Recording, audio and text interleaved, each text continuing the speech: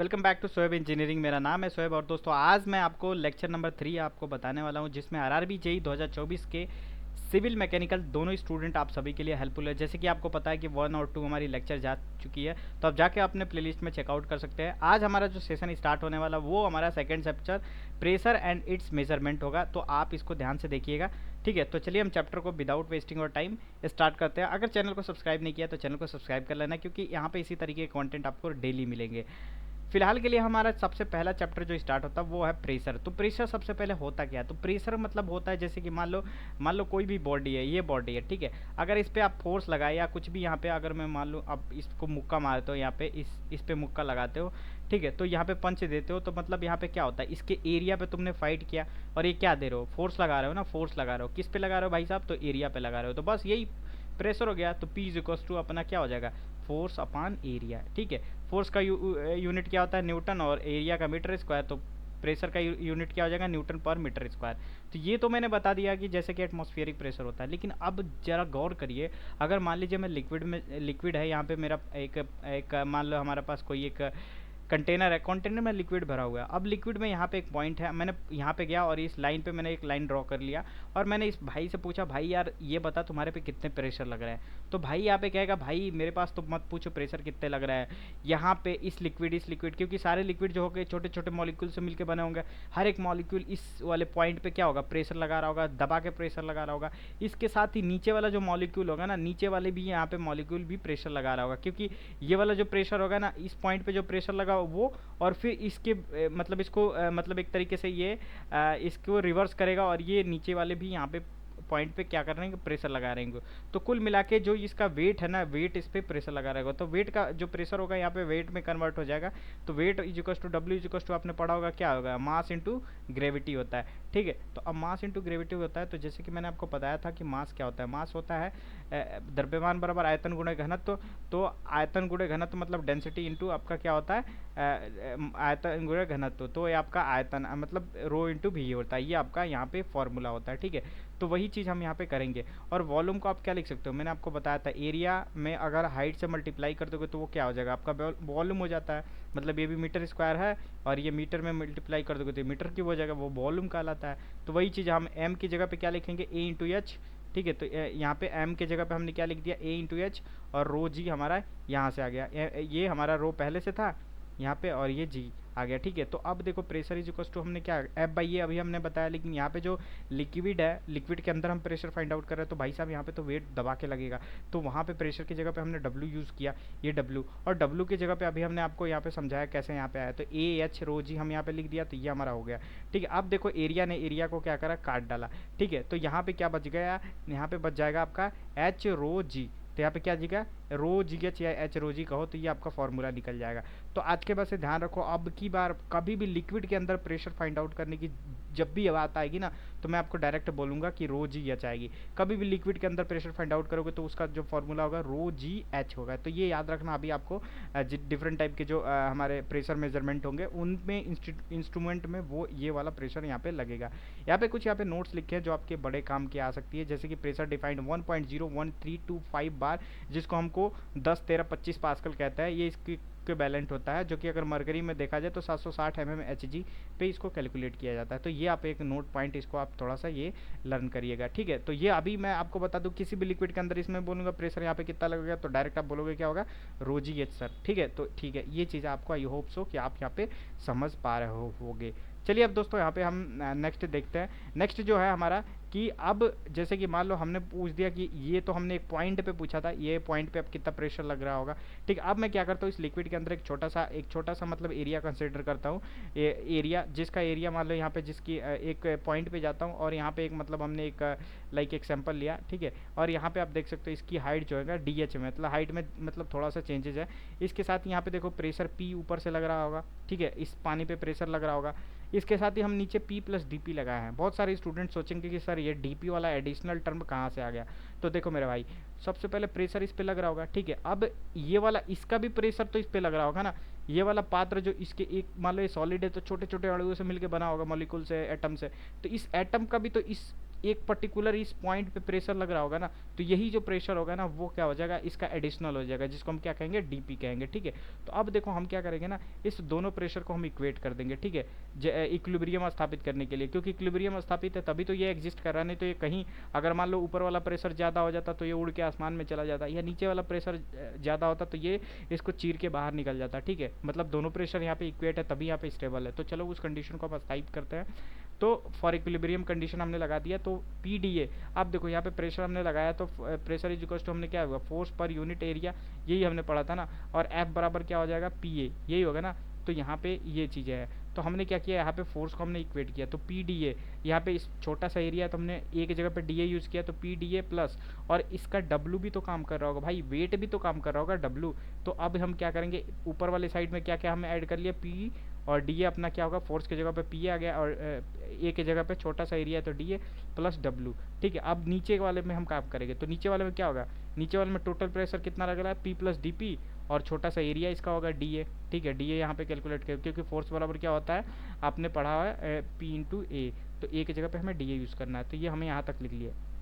अब यहाँ पे हमने क्या किया, डब्लू को सब कुछ वहाँ छोड़ दो, डब्लू के यहाँ पे लाओगे तो ये देखोगे कट जाएगा, तो यहाँ पे बच जाएगा D P into D A, ये आपका फाइंड आउट हो जाएगा। तो डब्लू की बराबर यहाँ पे डी पी बराबर आप क्या लिख सकते हो, रो जी एच, यहाँ पे लिख सकते हो, इसका डिफ्रेंशिएट करोगे तो ये आ जाएगा, ठीक है। ये आप बताने की ज़रूरत नहीं है, ठीक है। अब यहाँ पे डब्लू इज इक्वल टू ये स्पेसिफिक ग्रेविटी होगा, स्मॉल डब्लू यहाँ पे आप देख पाओगे। तो हमने इसको डब्लू को यहाँ पे किनारे कर लिया, डी ए को एक साथ लिया, डी एच को एक साथ लिया, ठीक है। अब यहाँ पे डी ए और डी एच को एक साथ लिया, और आप सोच रहे होगे सर यहाँ पे जो रो जी कहाँ गया, तो रो जी को हम क्या कहते हैं, डब्लू स्पेसिफिक ग्रेविटी को हम रो जी से क्या डिनोट करते हैं, आपको सबसे पहले वाले चैप्टर में पढ़ाया था प्रॉपर्टीज ऑफ फ्लूइड्स के। तो इसकी जगह पे हमने डब्लू को रिप्लेस कर दिया। अब इसको हम डिफ्रेंशिएट कर देंगे, तो डब्लू और स्पेसिफिक ग्रेविटी फाइनली हमारा क्या आ जाएगा, rate of change of pressure into the rate of change of height के बराबर, ये हमारा फॉर्मूला आ जाएगा। इसी को हम हाइड्रोस्टैटिक्स लॉ कहते हैं। ये लाइन मेरे से लिखने का मतलब यही है, क्योंकि कई बार एग्जाम में पूछा गया, और एसएससी में भी पूछा गया, आरआरबी में भी पूछा गया है कि हाइड्रोस्टैटिक लॉ किसे कहते हैं, और ये आपको 2-3 फार्मूले दे देगा, डीपी बाई डी एस। तो आप यहाँ आई होप सो इसको कर लोगे। अब यहाँ पे क्या करोगे ना, इसको इंटीग्रेट कर दो दोनों साइड को, ठीक है। सबसे पहले यहाँ पे क्या करोगे, इसको डब्ल्यू डी एच को डब्ल्यू इंटू डी एच एक साथ कर लो, डीपी डीपी का इंटीग्रेशन पी हो जाएगा, ठीक है। और डब्ल्यू और डी एच के करोगे तो एच हो जाएगा, तो डब्ल्यू एच और प्लस कॉन्स्टेंट सी हो जाएगा। अब एच बराबर 0 पे यहाँ पे चेक करो, और पी बराबर पी एटीएम पे, क्योंकि पी जो मैक्सिमम जाएगा वो कितने पे जाएगा, एटमॉस्फेरिक प्रेशर पे। तो सी की वैल्यू यहाँ से फाइंड आउट कर लोगे तो पी एटीएम आ जाएगा, तो पी बराबर W H plus P ATM कर दोगे, कांस्टेंट के जगह पे हमें यहाँ पे फाइंड आउट हो जाएगा पी एटीएम, ठीक है। तो अब पी माइनस यहाँ पे माइनस इधर कर लो, पी माइनस पी एटीएम बराबर डब्ल्यू एच हुआ। अब पी एटीएम तुम्हारा क्या है, 0, क्योंकि ऊपर क्या है, पूरी तरीके से खाली है। तो अगर सपोज दैट पी एटीएम है, मतलब मान लो यहाँ पे है, तो पी एटीएम क्या होगा, आपके शरीर पे भी यहाँ पे पी एटीएम क्या है, 0 है, क्योंकि जितने साइड लेफ्ट से लग रहा है उतना राइट से, वहाँ दाएं से बाएं से चारों तरफ से, इसलिए हमारा जो पी एटीएम है वो निग्लिजिबल है, तो हम 0 मान लेते हैं। तो वहाँ पे क्या होगा, P is equal to W H, और डब्ल्यू एच को हम लिख सकते हैं, डब्ल्यू को रोजी लिख सकते हैं क्योंकि स्पेसिफिक ग्रेविटी है। तो ये जो हमारा एच जो है वो हमारा प्रेशर हेड होगा, जो हमें फाइंड आउट करना था। तो यहाँ पे हमारा पी की वैल्यू रो जी एच है, यही हम फाइंड आउट आपको करने की कोशिश की है, जो मैंने आपको यहाँ पे बताया कि किसी भी हाइट तक यहाँ पे चाहिए इस तरीके से आप फाइंड आउट करो, या छोटा सा यहाँ पे एक टुकड़ा लेके यहाँ पे एक्सपेरिमेंट करो। तो आप बस ये याद कर लो कि रो जी एच होता है किसी भी पानी के अंदर अगर आपको प्रेशर फाइंड आउट करना है। आपने यहाँ से भी देख लिया और वहाँ से भी देख लिया। अब सीधे एक क्वेश्चन पूछते हैं यहाँ पे, मैं मुझे बताने की ये क्यों ज़रूरत पड़ी, क्योंकि देखो अगर मैंने इस पॉइंट पे लिया है, ठीक है, अगर मान लो यहाँ पे पॉइंट लिया है, फिर मैंने यहाँ पे इस पॉइंट पे लिया है, तो यहाँ पे देख सकते हो यहाँ भी रो जी एच आया और पिछले वाले क्वेश्चन में भी रो जी एच आया, मतलब कि सब जगह सेम है। कुछ क्वेश्चन लेते हैं, आप समझाने की कोशिश करते हैं, ठीक है। अब देखो यहाँ पे कहा रहा है कि यहाँ पे क्वेश्चन कह रहा है relation between pressure at A B C is. तो यहाँ पे देखो, यहाँ पे क्या हुआ है, एक चीज़ यहाँ पे ध्यान दे रहे होगे, सबकी जो हाइट है ना वो कैपिटल मतलब जो भी मान लो स्मॉल एच है, इसका भी हाइट क्या है, स्मॉल एच है, मतलब सबकी हाइट क्या है, एक तरीके से सेम है, ठीक है, एक तरीके से सेम है। और इसका पूछा गया है कि इसमें रिलेशन क्या होगा। अगर मान लो यहाँ पे इसका प्रेशर मान लो पी ए है, इस पे प्रेशर जो लग रहा होगा पी बी है, और इस पे जो प्रेशर लग रहा होगा पी सी है।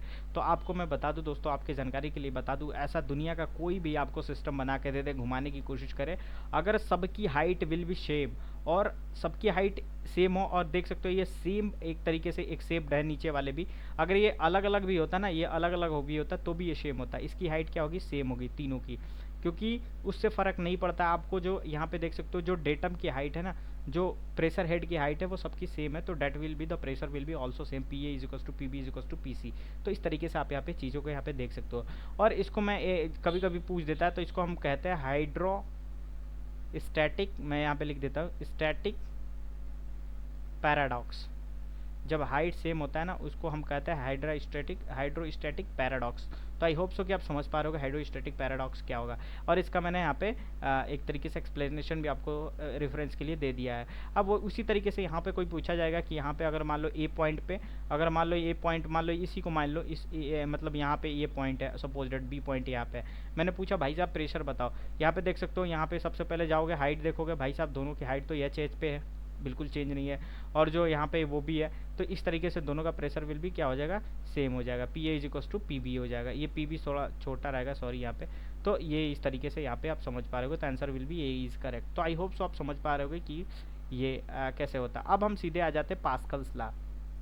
पास्कल्स क्या होता है? पास्कल्स मतलब ये होता है ना, इसमें भी क्या होता है, प्रेशर को इक्वेट करना होता है। मतलब जितनी लेफ्ट साइड में जितने ताकत से तुम प्रेशर लगाओगे उतने राइट साइड में होगा। इस तरह का अरेंजमेंट आपने देखा होगा कहीं भी। यहाँ पे जैसे कि गाड़ियाँ धुलवाने हम जाते हैं ना, गाड़ी धुलवाने अगर आप गए होगे फोर व्हीलर, तो यहाँ पे देखते होगे कि यहाँ पे कुछ प्रेशर लगाया जाता है और पूरी प्रेशर से गाड़ी को यहाँ पे हवा में उठा के और इसकी धुलाई अच्छे से हो जाती है। तो वो किसके थ्रू आता है? तो वो पास्कल लॉ के थ्रू ही यहाँ पे हम कर पाते हैं। इसके साथ ही आपने देखा होगा जो दुकान में सेटर होती है ना, एक साइड में हैंडल होता है, हैंडल को आप यहाँ पे घुमाते रहो। हालांकि ये जो प्रेशर ही प्रोवाइड करता है, लेकिन यहाँ पे हमने एक मैकेनिज्म सेट कर दिया है और रोटरी मोशन को कन्वर्ट कर दिया है। यहाँ पे एक पकड़ के ऐसे डंडी होता है, इसको घुमाते रहो और शटर जो होती है दुकान की वो नीचे आती है और उल्टा घुमाओगे तो ऊपर जाती है। तो इस तरीके से वहाँ पे मतलब वहाँ भी हम प्रेशर अप्लाई करते हैं। तो पास्कल लॉ यही कहता है कि जितना प्रेशर यहाँ पे लगेगा उतना ही प्रेशर यहाँ पे लगेगा। तो आप देख पा रहे हो कि ये कितनी बड़ी चीज़ यहाँ पे ये लॉ के थ्रू यहाँ पे पॉसिबल हो गया। तो यहाँ पे लिखा है state that the pressure of intensity of pressure at a point in a static fluid is equal in all direction. चाहे तुम यहाँ पे प्रेशर फाइंड आउट करो, चाहे यहाँ पे प्रेशर फाइंड आउट करो, हर जगह प्रेशर सेम होगा। तो इस यूज़ का मतलब कि साइंटिस्ट ने इसका यूज़ करने की कोशिश किया और इसको इम्प्लीमेंट किया। जब आपको पता है कि प्रेशर यहाँ भी सेम होगा, इस पॉइंट पे भी सेम होगा, तो क्यों नहीं हम इधर थोड़ा सा फोर्स दें और यहाँ पे जब प्रेशर सेम होगा तो कुछ ऐसा मैकेनिज्म बनाए कि हमारा जो भारी से भारी चीज़ें हैं यहाँ पे हमारी उठ जाए। तो यही हमारा मैकेनिज्म बना। ठीक है, पास्कल्स लॉ के बारे में और भी डिटेल में जानने के लिए आपको मैं एक एक्सरसाइज सीरीज स्टार्ट करूँगा। तब तक स्टे ट्यून माय चैनल को अभी तक सब्सक्राइब नहीं किया तो प्लीज़ चैनल को सब्सक्राइब करिए, वीडियो को लाइक करिए। अब पता है टाइप्स ऑफ प्रेशर कितने प्रकार के होते हैं, ये बहुत इंपॉर्टेंट है, एग्जाम में पूछा जाता है। ये जो कहानी लिखी है ना, इस कहानी को अगर आपको याद भी नहीं है ना, कोई दिक्कत नहीं है, आपको सिर्फ और सिर्फ ये ग्राफ्स आपको याद होने चाहिए। सबसे पहले जो यहाँ पे प्रेशर होता है एटमॉस्फेरिक प्रेशर, दूसरा होता है एब्सोल्यूट प्रेशर और तीसरा गेज जिसको हम वैक्यूम प्रेशर कहते हैं। वैक्यूम कब होता है वो भी बताऊंगा, गेज कब होता है वो भी बताऊंगा। ठीक है, सबसे पहले यहाँ पे हम यहाँ पे एक ग्राफ खींचेंगे, जैसे कि यहाँ पे छोटा सा मैं बनाने की कोशिश करता हूँ। ये मान लो हमारा ग्राफ है। ठीक है, इसको सबसे पहले आपको यहाँ पे एक तरीके से एक लाइन खींचना है जिसको आपको कहना है यहाँ पे पी ए टी एम। यहाँ पे आपको ये पी ए टी एम हो जाएगा आपका। ठीक है, तो इस तरीके से आप यहाँ पे समझ पा रहे हो कि आपका पी ए टी एम हो जाएगा। ठीक है, ये आपका एक तरीके से पी ए टी एम हो जाएगा। जैसे कि आप यहाँ पे देख पा रहे हो ये आपका एटमॉस्फेरिक प्रेशर है। ठीक है, अब एटमॉस्फेरिक प्रेशर के जितने ऊपर जाओगे, ठीक है, ये तो पहले प्रेशर हो गया और ये आपका एब्सोल्यूट जीरो प्रेशर हो गया। ठीक है, तो एटमॉस्फेरिक प्रेशर के जितने ऊपर जाओगे ना वो आपका गेज प्रेशर होगा। ठीक है, ये गेज प्रेशर होगा। ठीक है, और एटमॉस्फेरिक प्रेशर के नीचे जाओगे, मतलब ये सीधे में मान लो मैं उल्टा पलट दूँ तो आपका वैक्यूम प्रेशर हो जाएगा। ये क्लियर हो गया। अब एब्सोल्यूट प्रेशर के मतलब एब्सोल्यूट प्रेशर जीरो है ना, ये जीरो वाला लाइन है, तो इसको हम एब्सोल्यूट जीरो पर, एब्सोल्यूट प्रेशर से ऊपर थोड़ा भी कितना भी जाओ, चाहे थोड़ा जाओ चाहे पूरा जाओ चाहे ज़्यादा जाओ, उसको हम क्या कहते हैं भाई साहब, एब्सोल्यूट प्रेशर कहते हैं। एब्सोल्यूट जीरो प्रेशर के लाइन से ऊपर जो भी जाओगे तो एब्सोल्यूट प्रेशर कहलाता है। जैसे कि यहाँ पे देख सकते हो एब्सोल्यूट प्रेशर है, ये छोटा सा गया है तो भी एब्सोल्यूट प्रेशर कहलाता है। ठीक है, अब यहाँ पे देखो तो सबसे बड़ा क्या हो गया, पी एब्सोल्यूट हो गया। तो हमने P absolute is equal to, यहाँ पे देखो पी ए टी एम, यहाँ तक क्या हो रहा है, यहाँ तक अगर हाइट की बात करें तो ये पी ए टी एम हो रहा है, ये पी ए टी एम। इसमें क्या हमने ऐड कर लिया, ऊपर देखोगे तो पी गेज भी ऐड है, प्लस इतना पी गेज है। तो आप लिख सकते हो ना, अगर पूरी हाइट इतना, अगर मान लो यहाँ तक क्या है, यहाँ तक मान लो टी है, टी है, टी है, और यहाँ तक मान लो यहाँ पे एक्स है और यहाँ पे पी है, तो क्या लिख सकते हो, टी बराबर एक्स प्लस पी लिख सकते हो, एक्स प्लस पी लिख सकते हो। वही चीज़ तो मैंने यहाँ पे बताने की कोशिश की है। ठीक है, कहाँ गया, यहाँ पे x प्लस पी, यहाँ पे हमने बताने की कोशिश की है। तो चलो हम नेक्स्ट स्लाइड में आपको बताते हैं अच्छे से। यहाँ पे देखो, यहाँ पे एक तरीके से मैं डायग्राम को अलग से लिखा हूँ, ठीक है, अब आपको समझ में आएगा। मतलब कि ये प्रेशर वाला लाइन है, एब्सोल्यूट जीरो प्रेशर है।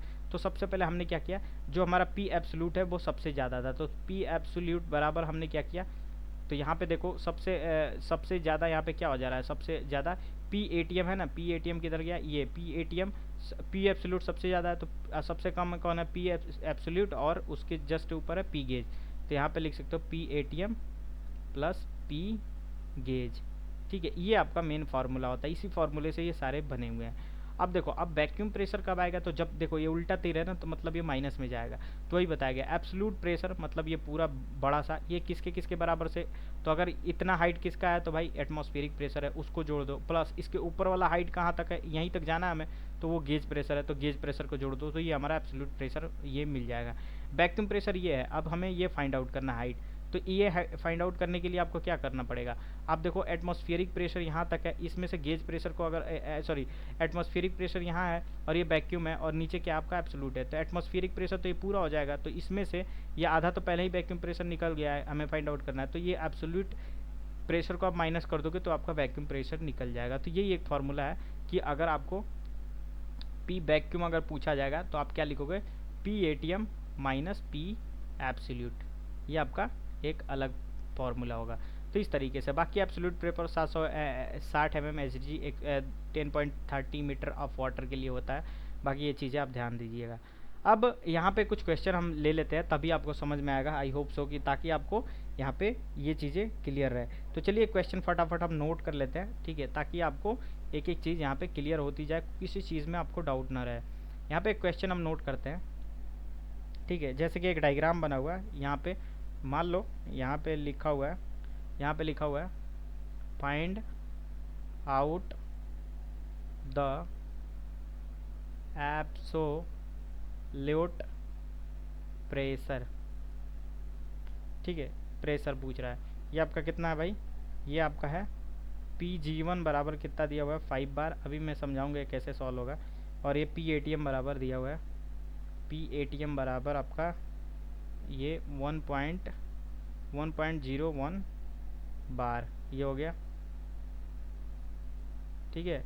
इसके बाद से आपका यहाँ पे ये डायग्राम बना हुआ है, क्या बना हुआ है, यहाँ पे डायग्राम ऐसे है, यहाँ पे मान लो इस पॉइंट पे आपको पी याद करना है, और ये आपका क्या है, ये आपका बेसिकली यहाँ पे पी जी वन है।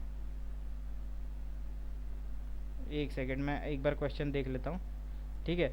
तो ये आपका पी जी वन है और ये आपका पी ए टी एम है, ये पी ए टी एम है, ठीक है। तो सबसे पहले यहाँ पे देखो क्या कैसे होगा, ये जो क्वेश्चन होगा ना, ये क्वेश्चन आपको लगाना है, और इसमें कुछ वैल्यू दे दिया गया है, जैसे कि यहाँ पे पी ए टी एम की वैल्यू यहाँ पे जैसे कि यहाँ सारी चीज़ें दे दिया है। तो आपको मैं बताया हूँ, आपको कुछ नहीं याद है तो आपको ये एक फार्मूला याद होना चाहिए, पी एब्सोल्यूट जो होता है वो पी ए टी एम और पी गेज के बराबर होता है, इतना तो आपको पता है, पी गेज के बराबर होता है, ठीक है, इतना तो पता है। अब देखो पी एब्सोल्यूट यहाँ पे फाइंड आउट करना है, तो अब पी एब्सोल्यूट बराबर पी ए टी एम क्या होगा, यहाँ पे पी ए टी एम और पी गेज, ये पी फाइंड आउट करना है, तो ये पी ए टी एम और पी गेज कितना हो जाएगा, पी ए टी एम आपका 1.01 और पी गेज आपका कितना है, पी गेज आपका क्वेश्चन में यहाँ पे 5 दिया हुआ है, ये पी जी वन जिसको हम पी जी वन कहते हो, तो 5 हो जाएगा। तो फाइनली इसकी कितना हो जाएगा 6.01 बार।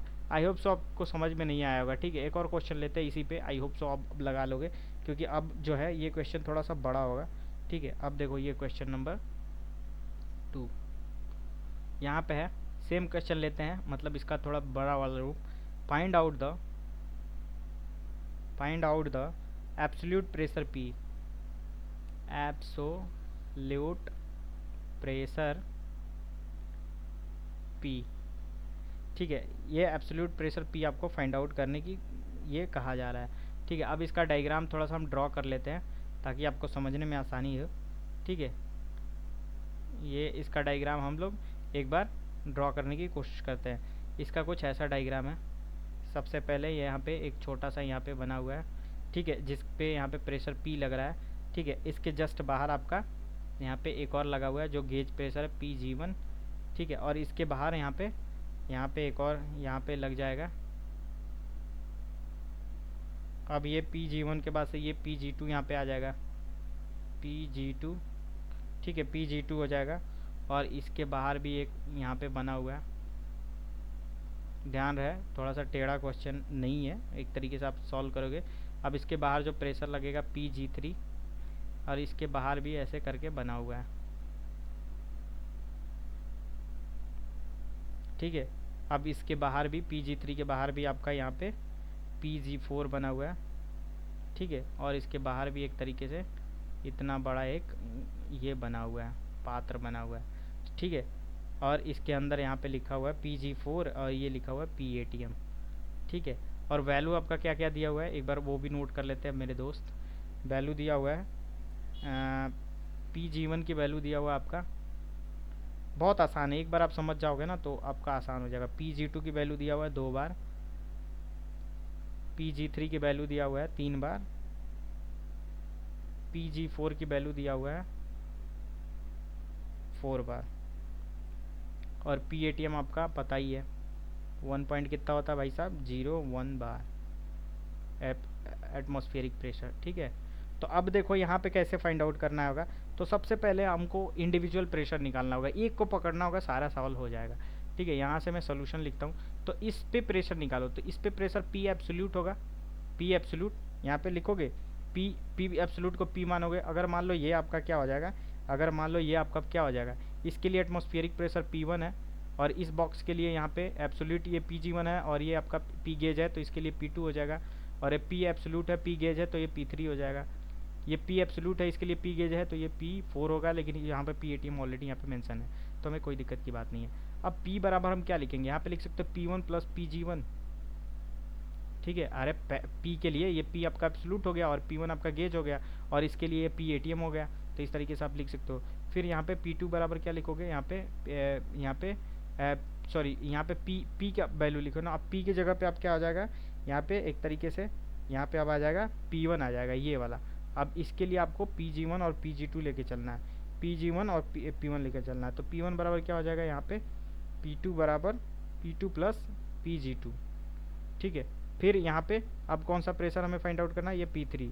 तो P3 के लिए आपका क्या हो जाएगा, यहाँ पे P3 के लिए Pg4 लिखो, या यहाँ पे P3 ये G2 G3 और G4 है ना ये, तो Pg4 प्लस PATM यहाँ पे आप लिख सकते हो, ये Pg4 है, ठीक है, ये G4 है। अब देखो, अब सारे प्रेशर को एक साथ जोड़ दो, क्योंकि इधर का प्रेशर सब समान होगा, तो यहाँ पे हो जाएगा P प्लस P1 प्लस यहाँ पे क्या है आपका P3 और P1 और एक P2 भी था ना यहाँ पे ये आपका आ जाएगा P1 हो गया P2 प्लस Pg2, और P2 बराबर यहाँ पे आ जाएगा P3 बराबर प्लस Pg3, ठीक है। तो अब यहाँ पे P3 और यहाँ पे क्या लिख सकते हो P3, और ये आपका P1 P2 P1 ये आपका P2 हो जाएगा, ठीक है, और ये आपका प्लस P3 हो जाएगा बराबर। अब राइट साइड को ऐड करने की कोशिश करो मेरे भाई, P1 Pg1 plus P2 plus, अगर आपको समझ में नहीं आया तो कमेंट भी कर सकते हो, मैं जब भी देखूंगा। राइट साइड को मैं ऐड करने की कोशिश कर रहा हूँ, P2 G2 और यहाँ पे P3 plus P3 Pg3 plus PATM plus Pg4, ठीक है। अब देखो यहाँ पे, अब यहाँ पे देखोगे P1 है, इधर भी P1 है, P2 है, इधर भी P2 है, P3 है, इधर भी P3 है। तो अब फाइनली आपका जो बचा वो क्या बचा, P is equals to Pg1 plus Pg2 plus Pg3 plus PATM, यही बचा ना भाई साहब। तो अब बताओ आप कौन नहीं जोड़ लेगा। वैल्यू आपका दिया है Pg1 कितना दिया है 1, Pg2 की वैल्यू 2, Pg3 की वैल्यू 3, PATM की वैल्यू 1.01। तो कितना होगा, 3 2 5 1 6 और एक ये 7, तो ये इसका वैल्यू कितना आ जाएगा, आप यहाँ पे ऐड करके यहाँ पे ये आंसर आप लिख सकते हो, ठीक है। तो इस तरीके से आपको यहाँ पे ये क्वेश्चन को सॉल्व करना था, ठीक है। फिर मैं एक बार बता देता हूँ, ये जो प्रेशर है ना, इसका प्रेशर का जो एब्सोल्यूट प्रेशर होगा ना वो गेज प्रेशर Pg1 होगा, और इसका जो मतलब गेज एब्सोल्यूट प्रेशर होगा वो P1 होगा, ठीक है। फिर इसके लिए ये एब्सोल्यूट होगा और ये आपका गेज होगा, इसके लिए एब्सोल्यूट और ये गेज, तो एक दूसरे से इस तरीके से पकड़ के आप कर सकते हो। अब नेक्स्ट जो हम पढ़ने वाले हैं ना, वो मैं आपको बता देता हूँ, मेजरमेंट ऑफ प्रेशर। ठीक है, तो अब देखो जितने भी हमारे प्रेशर होते हैं तो कुछ ना कुछ उसको मापने के लिए होता है। जैसे कि आपको पता है कि आलू को नापने के लिए किलोग्राम होता है, ठीक है, दूध को नापने के लिए लीटर होता है। तो मेरा भाई यहाँ पे जो हम प्रेशर को मापते हैं वो किससे मापते हैं, तो उसके लिए भी कुछ नया यंत्र चाहिए। तो चलिए हम देखते हैं। तो हमारे पास क्या होता है, मेजरमेंट यहाँ पे होता है, लाइक हमारे पास देख सकते हो एक मैनोमीटर होता है। ठीक है, मैनोमीटर हमारे क्या होता है, लिक्विड के लिए मापते हैं, क्योंकि मैंने आपको स्टार्टिंग में पढ़ाया था, सबसे पहले जब चैप्टर स्टार्ट हुई थी, कि जो फ्लूइड होते हैं ना वो लिक्विड और गैस दोनों को कहते हैं। तो अब बताओ, तो लिक्विड और गैस दोनों को कहते हैं। तो जो हमारा मैनोमीटर होता है वो लिक्विड के लिए होता है, और जो मैकेनिकल गेज होता है वो सिर्फ गैस के लिए होता है। तो ये चीज़ आपको याद रखना है, आपको एमसीक्यू में पूछ सकता है। मैनोमीटर क्या होता है, मैनोमीटर एक प्रेशर मेजरिंग डिवाइस होता है, जो कि आपको यहाँ पे बैलेंसिंग प्रिंसिपल पर काम मतलब एक तरीके से काम करता है। और ये बेसिकली दो प्रकार के होते हैं, एक सिंपल होता है, एक डिफरेंशियल मैनोमीटर होता है। ठीक है, और यहाँ पे मरकरी जो होता है आइडियल मैनोमेट्रिक फ्लूइड होता है। इसकी कुछ प्रॉपर्टी है, क्योंकि इसमें जब आइडियल बोल दिया तो भाई कुछ नहीं होगा इसके बाद, ना ही वेपर प्रेशर होगा, हाई डेंसिटी होगा, इमिसिबल विथ अदर फ्लूइड, दूसरे फ्लूइड के साथ, मतलब वो इमिसिबल होता है। तो जिसकी वजह से हम क्या कर लेते हैं, इजीली यहाँ पे हम किसी भी लिक्विड का या फ्लूइड का हम क्या कर सकते हैं, प्रेशर को मेज़र कर सकते हैं। तो इसी वजह से ये इसकी प्रॉपर्टीज होती है मरकरी को, तो इसलिए मरकरी इसमें भरा होता है, जिसकी वजह से तुम यहाँ पे प्रेशर मेज़र कर पाते हो। नहीं तो वो अगर किसी का प्रेशर मेज़र करोगे तो ऑलरेडी वो लिक्विड है, तो एडहेसिव और कोहेसिव फोर्स वहाँ पे तगड़ा लगेगा और फिर कॉन्सेप्ट तुम्हारा ब्रेक हो जाएगा। तो ये चीज़ें यहाँ पे नहीं होती है। अब मैनोमीटर गेज के बारे में बात करते हैं, तो सबसे पहले हमारा जो होता है सिंपल मैनोमीटर। सिंपल मैनोमीटर 3 प्रकार के होते हैं, जैसे कि एक पीजोमीटर होता है, एक यूट्यूब मैनोमीटर होता है, एक सिंगल कॉलम मैनोमीटर होता है। तो सबसे पहले हम बात करेंगे पिज्जो मैनोमीटर। पिज्जो मैनोमीटर ऐसे ही दिखता है, एक साइड इसका एटमॉस्फेयर में यहाँ पे एक तरीके से ओपन होगा और दूसरा साइड यहाँ पे कनेक्टेड होगा। हमें जो प्रेशर फाइंड आउट होगा ना, जो भी यहाँ पे पॉइंट दिया होगा, ए दिया होगा, बी दिया होगा, उसको हमको फाइंड आउट करना होगा इन रिस्पेक्टिव टू हाइट के रूप में। तो वो चीज़ें हम पढ़ेंगे।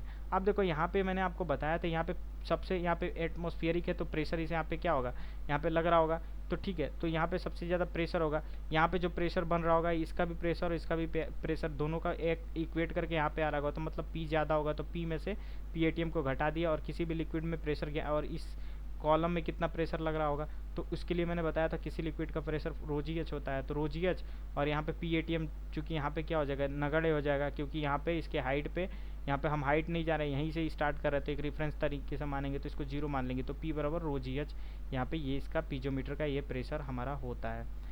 पीजोमीटर क्या होता है, लार्ज प्रेशर, मतलब ये लार्ज प्रेशर को माप करने के लिए नहीं किया जाता है, ये कैपिलरी होती है इसके डायाटूब, तो इसलिए 1 सेंटीमीटर से ज़्यादा इसकी वो हम नहीं माप सकते। ठीक है, इसके बाद आता है हमारा यूट्यूब मैनोमीटर। इसके डेरिवेशन पे मत जाइएगा, जो इंपॉर्टेंट चीज़ है वो मैं आपको बता देता हूँ ताकि आपके एग्जाम में वो काम दे दे। तो इसके कुछ टर्मिनोलॉजी लिखे हैं। ये हमारा मान लीजिए पी पॉइंट है, ये हमारा डेटम लाइन। अब डेटम लाइन वहाँ से हम खींचते हैं ना जहाँ पे दूसरी, अब लिक्विड यहाँ पे रहता है ना, अगर हमको वैक्यूम नहीं दिखाना होता है तो यहाँ पे डेटम लाइन डाल देते हैं। अगर ये लिक्विड यहाँ पे होता है ना और ये लिक्विड यहाँ पे होता है तो डेटम लाइन, जो मतलब मिनिमम लिक्विड जहाँ तक पहुँचा होता है दूसरी साइड, तो वहाँ से हम डेटम लाइन यहाँ पे खींच देते हैं, मतलब वो एक रेफरेंस लाइन होता है। H1 जो हाइट होता है लेफ्ट की हाइट है, जो यहाँ पे किसी और लिक्विड भरा हुआ है, और H2 में देख रहे हो गाढ़ा है तो मतलब एक हाई भी लिक्विड भरा हुआ है। किसी भी रोवन ज्ञात करने के लिए, किसी की डेंसिटी ज्ञात करने के लिए, रोवन ज्ञात करने के लिए आपको बताया था 1000 से, मतलब स्टैंडर्ड फ्लूइड से मल्टीप्लाई कर देना चाहिए। आपको प्रॉपर्टीज ऑफ फ्लूइड में पहले लेक्चर या दूसरे लेक्चर में बताया था। स्पेसिफिक ग्रेविटी हमारा S1 है और specific gravity of heavy liquid का S2 है। ठीक है, अब क्या करना है, इधर वाले को प्रेशर को इधर वाले से आपको इक्वेट कर देना है, बस आपका यूट्यूब मैनोमीटर का फॉर्मूला यहाँ पे डिराइव होता हुआ दिख जाएगा। जैसे कि अगर बात करें यहाँ पे बी पॉइंट पे, मतलब इसको अगर ए डैश माने, यहाँ पे ए है और इसको ए डैश माने, तो यहाँ पे आप देख पा रहे होगे कि जो प्रेशर होगा वो लेफ्ट कॉलम में वो आपका हो जाएगा P प्लस रो जी एच। अब P कहाँ से होगा कि बी पॉइंट पे तो प्रेशर हमारा P लग रहा होगा, आपको बताया था, और ये लिक्विड है, लिक्विड में हमने बताया था कोई भी प्रेशर रो जी एच लगेगा, तो ये 1 है तो किस टर्म में आएगा, रो जी एच 1 के टर्म में। यहाँ पे बात करूँ तो यहाँ पे तो कोई एक पॉइंट नहीं है कि यहाँ पे P लगेगा, तो यहाँ पे क्या लिख जाएगा, रो जी टू, रो टू जी एच टू। ठीक है, तो यहाँ पे देख सकते हो राइट कॉर्नर में रो जी टू एच टू, तो दोनों को इक्वेट करेंगे तो प्रेशर हमारा निकल के आ जाएगा एक्चुअली में P equals to row two G H two minus rho G one H one. अब तुम क्या कर सकते हो, जी को कॉमन करके और ये सारी चीज़ें आप लिख सकते हो। तो ये अपना बेसिकली यहाँ पे ये सिंपल मैनोमीटर का यहाँ पे यूट्यूब मैनोमीटर है सेकेंड पार्ट। नेक्स्ट अब बात करते हैं हमारा जो यूट्यूब मैनोमीटर का, ये अपना फार्मूला देख लिया। अब ये यूट्यूब मैनोमीटर अगर मान लो यहाँ पे वैक्यूम क्रिएट कर लिया, मतलब जो लिक्विड है वो आपके हाइट से ऊपर चली जाए, तो उस स्थिति में आप क्या करोगे, ये जब हाइट से जब ऊपर जाती है ना, तो यहाँ पे H1 H2 एक ही पास हो जाता है। मतलब ये पूरी लिक्विड को हम क्या करते हैं, यहाँ पे ऊपर चढ़ा देते हैं, जो यहाँ पे बेसिकली जो दूसरी लिक्विड के साथ, तो हमारी जो ये माइनस में चली जाती है, जो हमारा जो दूसरी वाली हाइट है वो माइनस में चली जाती है। तो मतलब कि इधर साइड हमने दोनों को प्लस कर दिया, लेकिन जब प्रेशर निकालेंगे तो उधर जाएगी, तो दोनों क्या हो जाएगा, माइनस आ जाएगा। क्योंकि यहाँ पे देखो, अगर यहाँ पे प्रेशर पूछे तो कहोगे सर P लग रहा है, ये इस लिक्विड में प्रेशर पूछूंगा तो कहोगे सर यहाँ पे ρ1 G1 H1 लग रहा है, इस लिक्विड में पूछूंगा तो कहोगे सर ρ2 G2 H2 लगेगा। मतलब एक ही साइड सब क्या हो जाएगा, एक तरीके से ये हो जाएगा, और दूसरी साइड अपना क्या हो जाएगा, एक तरीके से जीरो हो जाएगा। तो जब P निकालोगे, हमें P फाइंड आउट करना है प्रेशर, तो ये माइनस में तीनों आ जाएगा। तो ये हमारा यूट्यूब मैनोमीटर होता है। यूट्यूब मैनोमीटर देख सकते हो, एक साइड यहाँ पे पीजोमीटर की तरह हो, दूसरा यहाँ पे खुला होता है ये भी। अब यहाँ पे आ जाता है अपना ये सिंपल मैनोमीटर का यहाँ पे कॉलम मैनोमीटर। कॉलम ऐसा होता है जो यहाँ पे एक तरीके से ये होगा, यहाँ पे एक मिनिमम एरिया होगा, यहाँ पे लाइक यहाँ पे वेट की वजह से यहाँ पे एक एरिया यहाँ पे एक तरीके से खाली हो जाता है, जिसको हम अगर एरिया को एच ले लेते हैं, डेल्टा एच, और इसकी एरिया ए है, तो यहाँ पे क्या कर सकते हैं, यहाँ पे मल्टीप्लाई कर सकते हैं ए इंटू डेल्टा एच, और दूसरी साइड की एरिया को इक्वेट करा, अगर इसकी जो एरिया होगी स्मॉल ए होगी तो ए इंटू कैपिटल एच। तो यहाँ से डेल्टा एच का हम क्या कर लेते हैं, एरर निकाल लेते हैं, कितना परसेंट यहाँ पे वेट की वजह से यहाँ पे हमारा वो निकला हुआ है, और उसको मल्टीप्लाई करके यहाँ पे फाइंड आउट कर लेते हैं। फिलहाल के लिए आपका कितना फ्लूइड इंटर कर रहा है, कितना बाहर जा रहा है, उसी को इक्वेट करके हम यहाँ पे एरर निकालते हैं। वो आप यहाँ पे देख पा रहे होंगे। ये पीडीएफ आपको टेलीग्राम ग्रुप पे मिल जाएगी, आप चेकआउट कर लीजिएगा। डिफरेंशियल मैनोमीटर के बारे में आप पूरे डिफिनेशन लिखा हुआ है। ये बेसिकली दो प्रकार के होता है, यूट्यूब डिफरेंशियल मैनोमीटर, एक इन्वर्टेड मतलब जो उल्टा होता है। अब देखिए ये क्या होता है, डिफरेंशियल मैनोमीटर मतलब ये होता है, अब यहाँ पे भी डेटम लाइन यहाँ तक लिक्विड है तो मैंने डेटम क्रिएट कर लिया। अब डेटम क्रिएट करने के बाद से यहाँ पे एक हाइट तक हमने एच माना, दूसरे को H2 माना। यहाँ के लिक्विड को, यहाँ के प्रेशर को, लेफ्ट कॉलम को दूसरे राइट कॉर्नर से इक्वेट करना है, ठीक है। तो अब वही करना है। अब देखो ये पॉइंट पे सबसे पहले हमने निकाला तो PA1।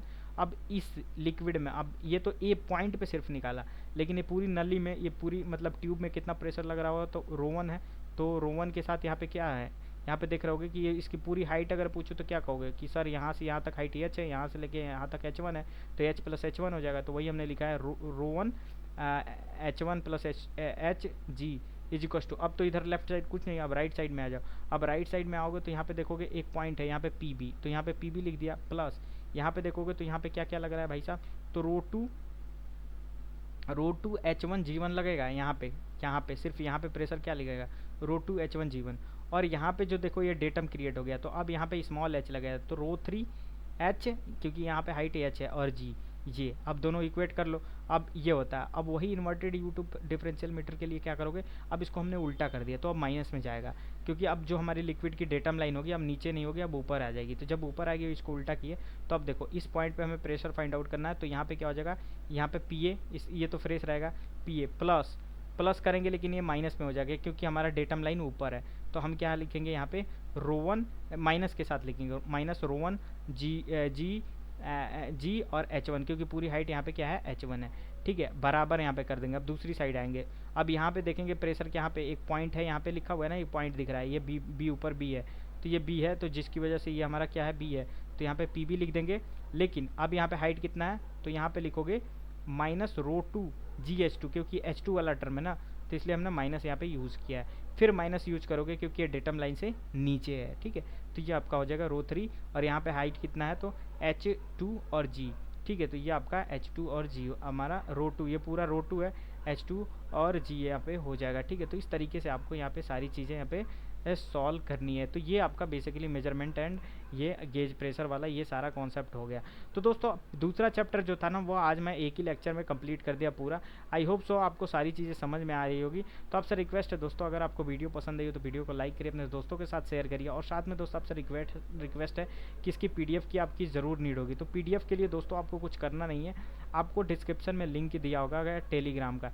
टेलीग्राम हमारा SWAYB इंजीनियरिंग AJ एग्जाम्स करके उसको ज्वाइन कर लीजिए, वहाँ पे सारी PDF आपको 1 to 1 मिल जाएगी, ठीक है। इसके साथ ही दोस्तों दोस्तों चैनल को सब्सक्राइब करिए, ठीक है, चैनल को हमारे क्या कर लीजिए, सब्सक्राइब करिए। जितनी भी वीडियोज़ यहाँ पे प्रोवाइड की जा रही है उसको लाइक करिए। साथ में दोस्तों इस चैनल पे नोटिफिकेशन एक भी मिस नहीं होगा, हर एक नोटिफिकेशन कवर कराई जाएगी। सिविल मैकेनिकल की क्लासेस चल रही है अभी, इसके साथ ही और भी हम फ्यूचर में प्लान करेंगे, लाइव भी आएंगे। आप सभी स्टूडेंट का बस सपोर्ट और प्यार चाहिए। बाकी आज की वीडियो के लिए बतना ही, मुझे लगता है, उम्मीद है इस लेक्चर को हमें यहीं एंड करना चाहिए, ठीक है। तब तक के लिए आप सभी दोस्तों का यहाँ तक वीडियो देखने के लिए धन्यवाद, शुक्रिया।